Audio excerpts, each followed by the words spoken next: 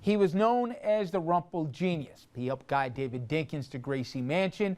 I'm talking about the longtime Democratic strategist Bill Lynch, who passed away on Friday.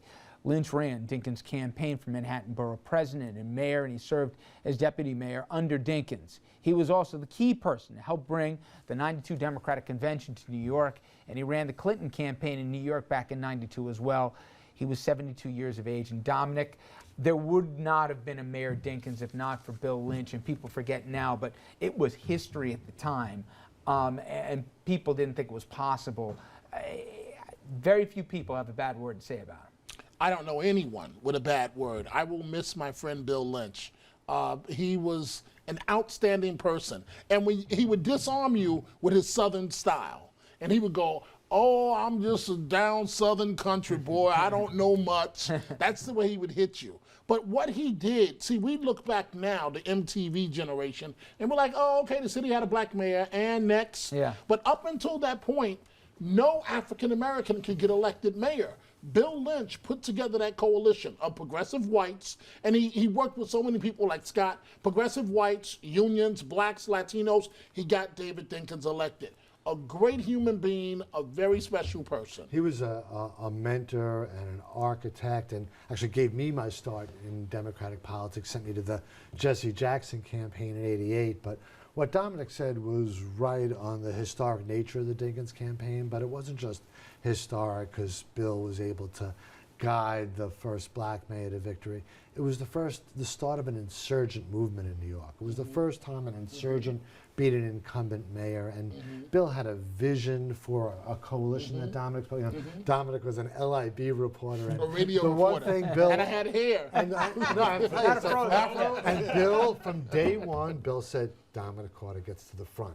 I was second higher in the Dinkins campaign. And I'm glad you said that, because when Nelson Mandela came to America, every journalist wanted that interview. I called him up. I said, now, this guy's a deputy mayor. He takes the phone call. I'm like, Bill, I need Mandela. He asked me, he said, and he was supervising Mandela's trip. Remember, the first historic trip to Nelson Mandela. What are you smoking, Dominic? But then guess what?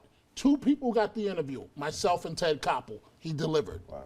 He delivered. I will miss him. Just made changes that gave so many of us starts, gave so much inspiration to so many different people, a whole generation of political I spoke operatives. to him about a week and a half ago. He was in my office like 3 weeks ago, and there's a picture on the wall of the end of the second Giuliani debate in '89, and we knew he won, and we were all like feeling that moment of victory.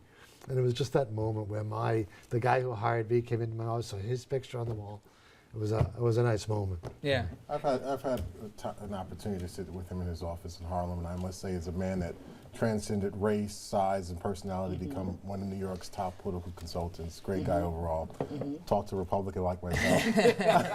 In his office, no, he was very cordial, and we just had a nice little conversation. So it was good. I had an opportunity to meet him.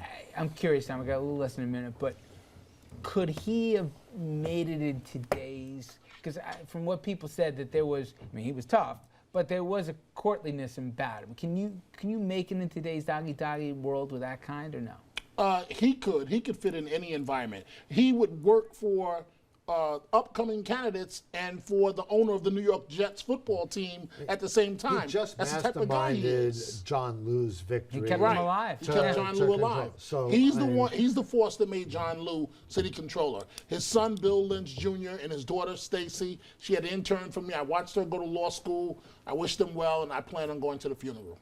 All right.